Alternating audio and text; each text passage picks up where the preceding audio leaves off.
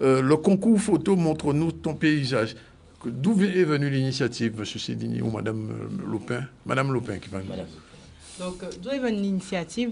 C'est dans le cadre du projet que nous portons, donc le plan de paysage. Oui. Nous avons souhaité lancer ce concours photo afin de consulter la population et savoir quel est leur paysage. Oui. On a Cap Excellence sur le territoire.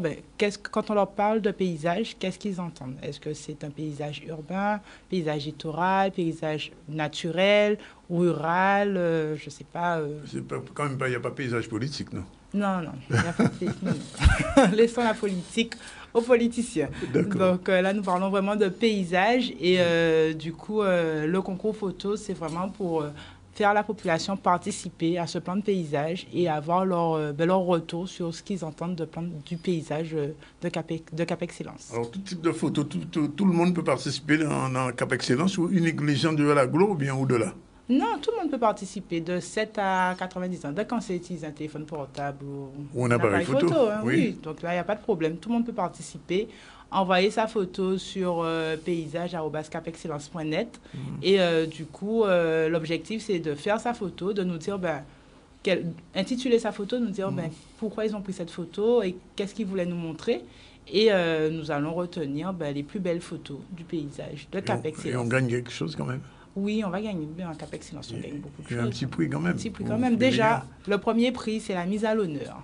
Oui, c'est déjà pas mal. C'est déjà pas mal. Oui. Sortir de l'ombre, passer à la lumière avec sa photo du paysage de Cap Excellence, c'est déjà pas mal et c'est la mise à l'honneur. Et après, il y aura des lots en fonction de nos compétences sur le territoire de Cap Excellence. D'accord. Alors, M. Cévigny, ce plan paysage, du point de vue structurel, comment on le conçoit? Est-ce qu'il faut croire que le paysage, vous cherchez à le modifier ou à l'améliorer, à l'arranger ou à le garder tel quel? De toutes les manières, Mme Lopin sera d'accord avec moi. On cherche tout simplement à valoriser le paysage, le développer. Et donc, si on prend le cas, par exemple, de la commission développement territorial, dont j'ai l'honneur d'être le vice-président, il y a bien au sein de cette commission développement territorial la dualité développement urbain, développement rural. Et donc, le paysage, il faut le maintenir. Je crois que le plan paysage témoigne de cette volonté, en tout cas, à Cap Excellence.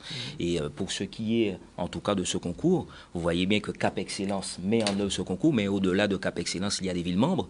Et j'ai participé il n'y a pas si longtemps au niveau de la ville des Abîmes à un concours photo mené par Christine Houblon, le plus bel arbre majestueux de la ville des Abîmes. Et donc, au-delà, effectivement, de Cap Excellence, les villes membres également souhaitent valoriser le paysage de Cap Excellence et la Guadeloupe, en réalité. Et donc, ce plus bel arbre majestueux aux Abîmes témoigne aussi de ce que nous avons de plus important et de ce qu'il faut préserver. Ça a d'ailleurs eu un réel succès et j'en suis sûr que cette opération-là également connaîtra en tout cas le même succès. Oui. C'est-à-dire que le paysage, quand même, il se modifie quand même au fil des années. Quand on regarde une carte des Abîmes, enfin une photo des Abîmes il y a un demi-siècle, c'est pas tout à fait la même ville. Inévitablement. Mais en réalité, vous comprenez bien qu'on ne peut pas tout urbaniser. Il y a la nécessité aussi de préserver, de sanctuariser un certain nombre de terres pour permettre déjà aux agriculteurs et aussi laisser témoigner, en tout cas pour les générations futures, de notre engagement à préserver un certain nombre de terres. C'est notre patrimoine à tous. Je crois que Mme Lopin... C'est ça, le paysage, c'est un bien commun. Donc c'est un héritage que nous devons préserver. Et l'objectif, au travers de ce plan de paysage, c'est de qualifier ce paysage et permettre, lors des aménagements futurs, puisque nous sommes des aménageurs à Cap Excellence aussi, c'est de pouvoir contraindre cet aménagement pour respecter et préserver et transmettre le paysage aux générations futures. Hier, je recevais ici une géographe qui me disait que, il y a une véritable, entre guillemets, je dis bien entre guillemets, bataille entre les investisseurs, ceux qui veulent construire, et les agriculteurs. C'est-à-dire qu'on a un sol agricole qui disparaît. Progressivement, chaque année, on perd environ, on dit un peu 1000 hectares à peu près. Et de l'autre côté, on a besoin de construire. Alors, entre les deux équilibres, comment le plan de paysage va catégorifier les choses, va un petit peu organiser ce paysage. Parce que quand vous faites un plan de paysage, c'est pour la durée. C'est pour les enfants et les arrière-petits-enfants. Est-ce qu'on se projette dans 50 ans, par exemple? Imaginez l'agglo dans 50 ans. Ben, on en revient au schéma de cohérence territoriale. Le plan de paysage, c'est un volet du SCOT.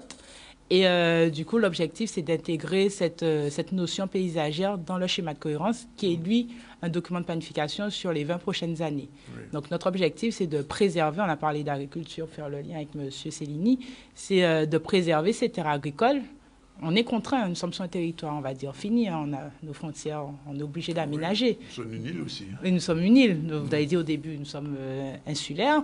Oui. Donc, du coup, l'objectif, c'est de pouvoir trouver le bon équilibre pour aménager, préserver les terres agricoles. D'ailleurs, nous avons de très bonnes terres agricoles sur le territoire de Cap-Excellence, mais il faut que les deux puissent s'entendre. Donc, au travers du schéma de cohérence territoriale, au travers du SCOT, au travers des projets menés par la commission de M. Cellini, c'est le travail que nous faisons à Cap-Excellence.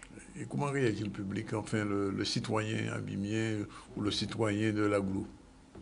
Le citoyen réagit favorablement. Je crois qu'il s'agit pour nous, mais c'est le rôle aussi du politique, d'aller vers le citoyen, expliquer notre démarche.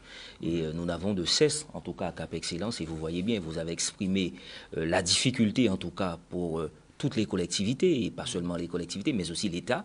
Il y a la volonté de nourrir la population. Oui. Il y a l'autonomie que l'on souhaite, oui, alimentaire également. Il y a aussi le combat que mènent les agriculteurs, et on doit entendre ce combat-là et les accompagner. Le président Jalton, en tout cas, en a fait l'un des axes majeurs, en tout cas, de cette mandature. En témoigne, et on en parlera tout à l'heure, les journées de l'agro-business et l'agroparc à Excellence. Mais il y a nécessairement, au-delà de la réflexion, des décisions à prendre pour maintenir un réel équilibre entre, effectivement, permettre aux agriculteurs de s'exprimer, permettre à ce territoire d'aller vers l'autonomie alimentaire, même si on sait que ce sera compliqué de prime abord, mais en tout cas, le projet, il est là. Et donc, nous n'avons de cesse, en tout cas, de faire passer ce message-là, et à travers les problématiques, le plan mis en œuvre par Cap-Excellence avec Mme Le Pen, il y a nécessairement la prise en compte des aspirations des uns et des autres pour trouver cet équilibre et pour pouvoir satisfaire toutes les parties prenantes en tout cas. Alors, est-ce que, je prends l'exemple d'un organisme en construction imprévue, est-ce que l'agroparc entre dans ce plan de paysage? Enfin, est-ce qu'il a sa place ou est-il hors sujet? Non, l'agroparc est sur la zone de Perrin. Donc, c'est une zone où nous avons un regard particulier puisque Cap-Excellence aménage aux côtés de l'État avec le CHU. Donc, l'agroparc a toute sa place dans cet espace paysager et c'est un projet qui fait du lien puisqu'on est sur des terres anciennement agricoles. Oui. On implante un projet agricole. Donc, du coup, on est vraiment sur un lien, un fil rouge de préservation paysagère, préservation... Un fil vert, peut-être. Peut-être un fil vert, oui, c'est peut-être mieux. Donc, on est vraiment... l'agroparc a toute sa place dans le plan de paysage et dans le paysage de Cap-Excellence. Oui, parce qu'il y a un autre problème qui se pose dans notre territoire, c'est que il y a beaucoup d'arbres qui sont détruits, qui sont coupés, etc. J'espère que vous en êtes conscient et ça aussi, c'est le développement durable, on en parle beaucoup. Donc tout ça, ça se mixe finalement. On est tellement conscient qu'on a organisé le concours pour pouvoir effectivement sensibiliser et promouvoir aussi l'acte qui consiste à préserver. Mais je crois que vous l'avez compris, nous sommes à Cap-Excellence dans un dynamisme et toutes ces questions-là font l'objet de réflexions, au-delà des réflexions, des actions concrètes pour pouvoir préserver, pour pouvoir accompagner, pour pouvoir sanctuariser, pour pouvoir aussi, pour les générations futures, les sensibiliser sur, en tout cas, le paysage qui nous entoure, l'environnement, et des actions sont menées avec les écoliers de part et d'autre pour pouvoir effectivement aller dans le sens, en tout cas, de la préservation de cette biodiversité quelque part. Alors moi, je pose quand même la question à Mme Lopin. Comment ça s'organise entre les élus qui ont une vision et les techniciens, je ne dis pas les administratifs, je préfère dire les techniciens qui ont une autre vision. Est-ce que vous arrivez à matcher les deux? Si, oui, nous arrivons à nous concerter, nous traduisons une vision politique. Donc l'objectif, c'est d'amener l'élu, quand il a une vision, à prendre en compte l'ensemble des disparités du territoire, l'ensemble de tous les aspects qui soient paysagers, aménagement et proposer un projet qui réponde à sa vision et qui réponde à la préservation du territoire.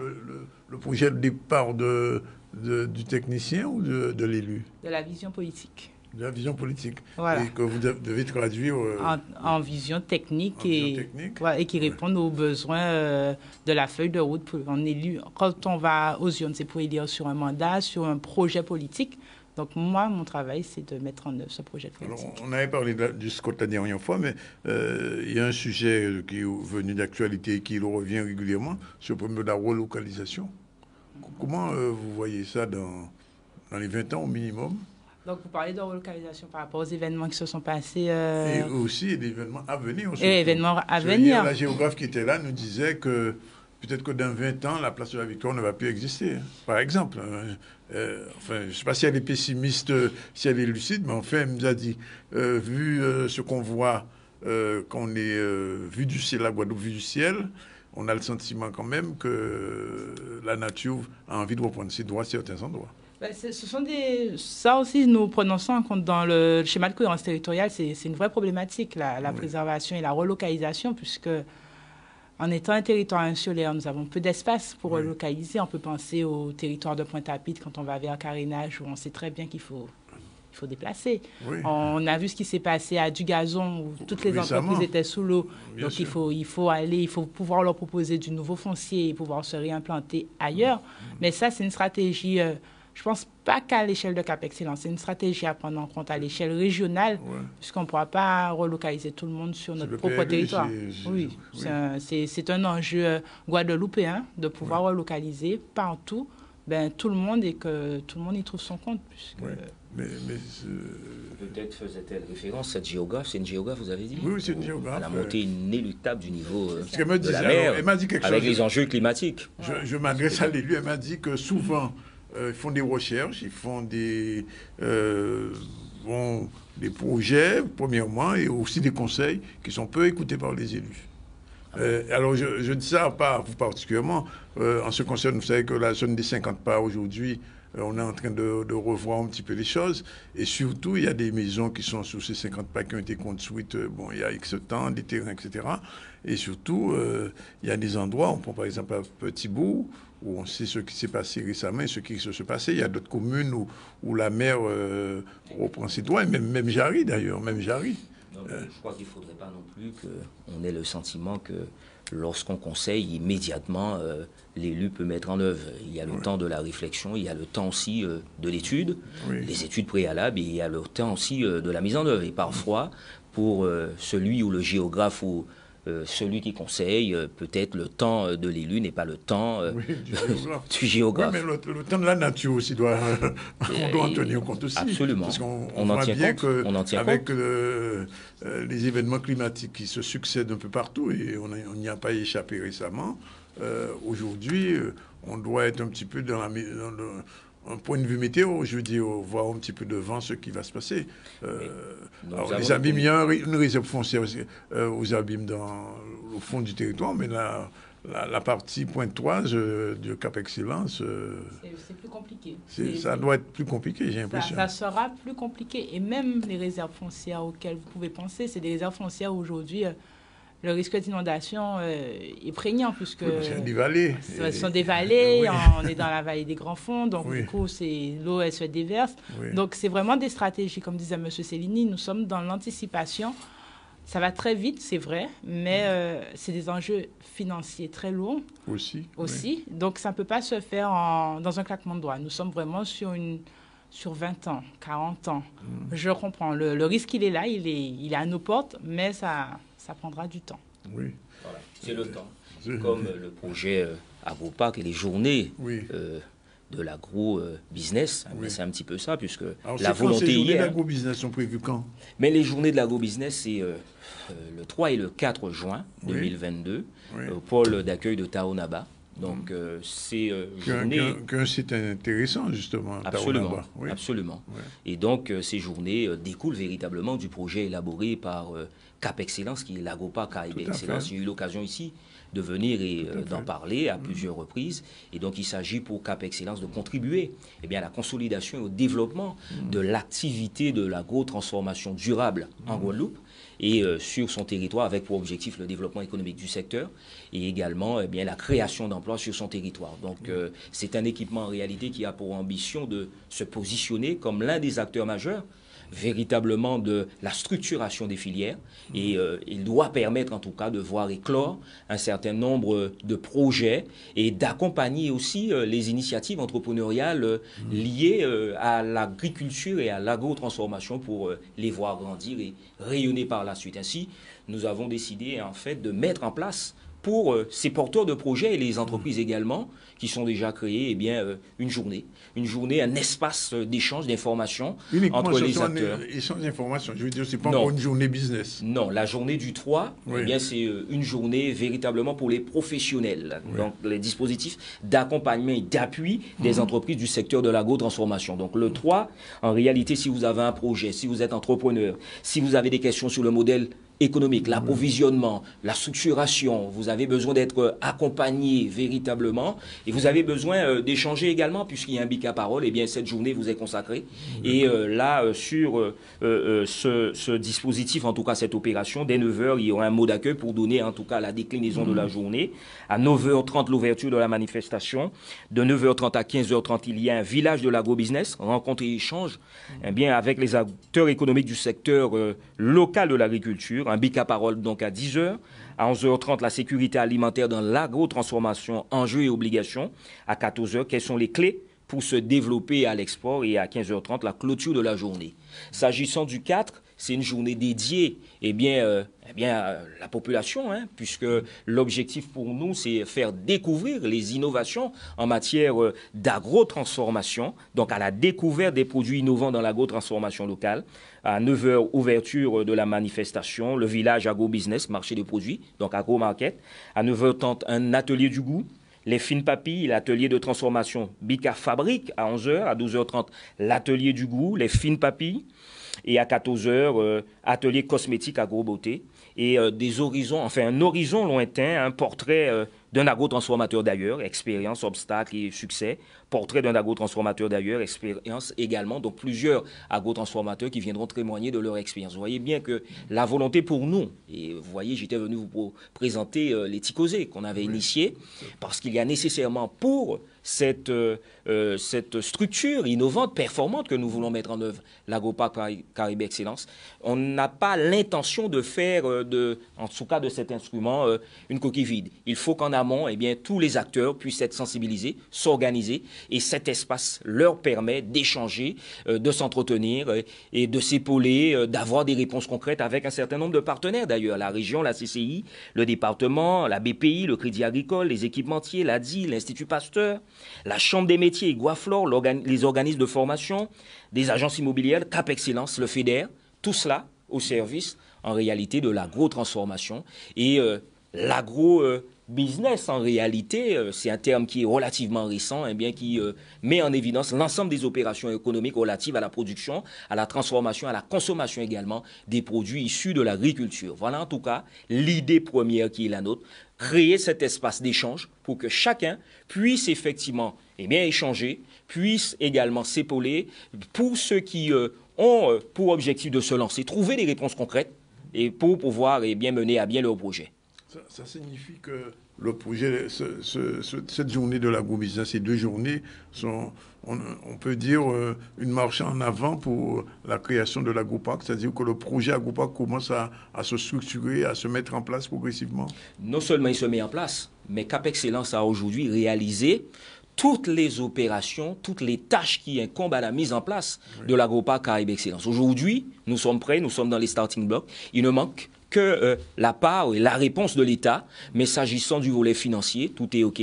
Nous sommes là, nous sommes dans l'attente pour pouvoir mettre en œuvre et commencer assez rapidement dès que nous aurons les éléments définitifs que nous attendons. Donc, en tout cas, en ce qui nous concerne, et là, j'aimerais saluer la communauté Cap Excellence, les administratifs, Mme Gérald Pommier qui travaille régulièrement tout le temps sur ce projet avec d'autres projets pour l'investissement qui est mis en œuvre. Et je l'ai dit, je n'ai cessé de le répéter, nous avons là l'occasion de passer du discours à l'acte, puisque ce territoire a besoin véritablement de ce projet innovant, performant à destination des agriculteurs. Trop souvent, nous avons parlé de quelque part de cette autonomie alimentaire que nous souhaitons pour notre territoire. Là aussi, c'est notre contribution pour les générations futures. Nous avons le devoir, en tout cas, nous les politiques et les administratifs de ce pays, nous avons le devoir d'aller jusqu'au bout avec tous les partenaires, la région, le département, l'État, qui contribuent véritablement à l'émergence, en tout cas,